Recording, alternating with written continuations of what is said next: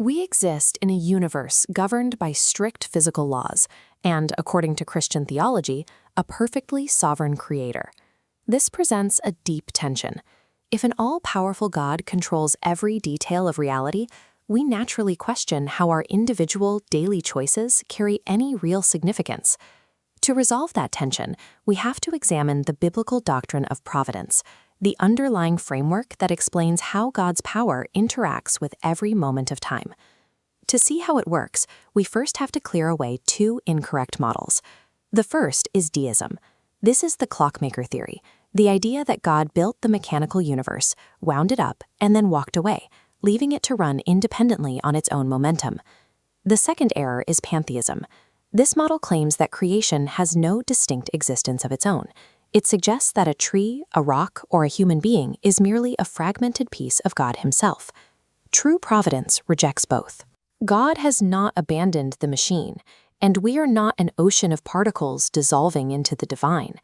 Providence describes an active, moment-by-moment relationship where God continually sustains a universe that remains entirely distinct from him.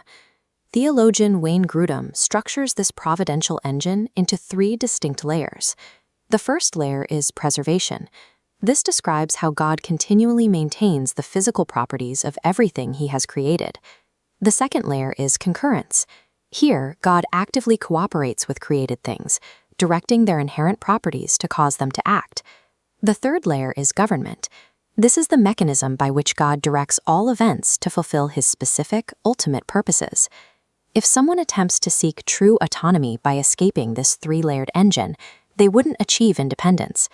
Escaping the system that sustains reality results immediately in non-existence.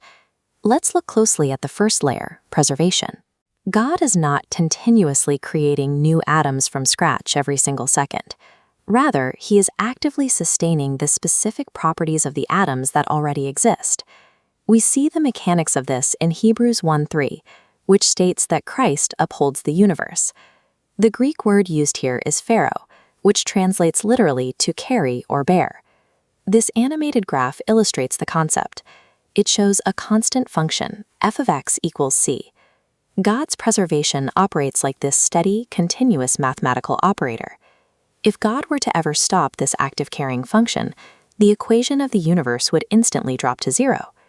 This resolved a major issue in secular philosophy known as the problem of induction. In a purely atheistic universe, there is no logical reason to assume the laws of physics will remain consistent from one day to the next. The assumption that gravity will work tomorrow is taken on blind faith. Grudem points out that the scientific method itself relies entirely on God's preservation. We can trust that water will behave like water and paper will behave like paper, because God faithfully maintains those exact properties over time. Every time a secular scientist steps into a laboratory and expects to achieve a repeatable, predictable result, they are borrowing the Christian worldview of a faithfully sustained universe. Once we understand that God sustains the properties of matter, we move to the second layer, concurrence. God works with created things, using their inherent properties to achieve specific actions. Ephesians 1:11 uses the Greek word energeo to describe this. It indicates that God actively works or brings about all events according to his will. This animation demonstrates concurrence by comparing energeo to a transformation matrix in linear algebra. You see independent vectors, representing created things, being swept through a mathematical matrix. God acts upon these distinct elements, aligning them precisely into his required coordinate space. Scripture applies this level of control directly to the natural world. Events we document as random weather, fire, hail, snow, and storms, are described in the text as directly fulfilling his commanding concurrence. This divine concurrence scales up from earthly weather patterns to the macrostructure of the cosmos. In the book of Job, God explicitly claims responsibility for the precise seasonal movements of the stars. Job specifically references the leading out of constellations like Ursa Major, which is mapped out here. The vast, slow rotation of these celestial bodies is actively driven by God's hand. What human beings observe and categorize as the laws of nature are simply our scientific documentation of God's perfectly consistent habit of concurrence. The natural world is easy to accept, but applying this to the human mind introduces a major objection.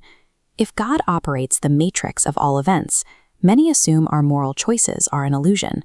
Grudem addresses this fatalist objection directly. He notes that demanding a type of freedom completely outside of God's controlling activity is a logical absurdity. In a universe sustained by a creator, to be outside of that control simply means you do not exist. Biblical freedom is defined differently.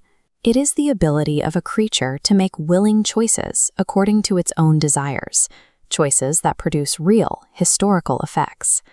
Think of a pilot flying an aircraft within a massive atmospheric jet stream. The pilot exercises genuine, local agency, steering the plane and making real decisions, even while being entirely enveloped and carried forward by a high-speed, sovereign force. Absolute divine sovereignty and meaningful human choices do not compete with one another. God's sovereignty provides the exact conditions and atmosphere that make our willing choices possible. This brings us to the final layer, government. History is not a random series of collisions. It is a system directed toward a specific purpose. We can visualize the promise of Romans 8:28 using this diagram of a system of linear equations. The grand mathematician orchestrates a complex cascade of variables. Even the negative inputs are shifted and balanced perfectly until the system resolves cleanly to a positive outcome. To understand how God can use negative variables, including human sin, without being the author of evil, theologians distinguish between God's two wills. First is God's moral will, sometimes called his revealed will.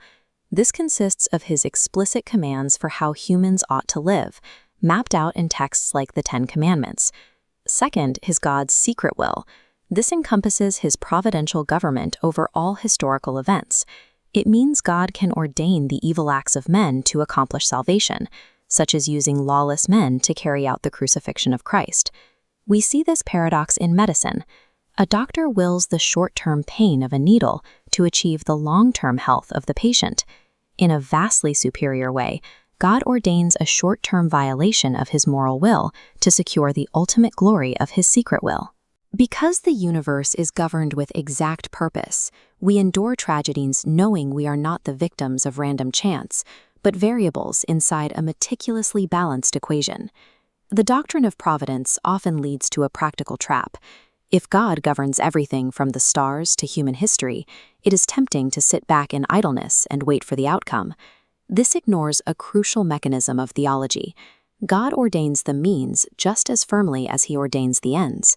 If a student is predestined to receive a good grade, God has ordained their faithful studying as the exact mechanism to achieve it. Claiming to trust in God's providence as an excuse for inaction is not a sign of deep faith. It is a distortion of the doctrine used to justify laziness. John Calvin summarized this historical position clearly. He argued that if the Lord offers us tools, helps, and means to protect our lives or achieve a goal, it is our absolute duty to use them. Far from crushing human meaning, providence elevates it. We live in an intelligible, secure universe where our responsible, daily actions function as the very gears driving God's sovereign engine forward. If you want to continue mastering deep theological concepts with visual clarity, subscribe to the channel and join our community.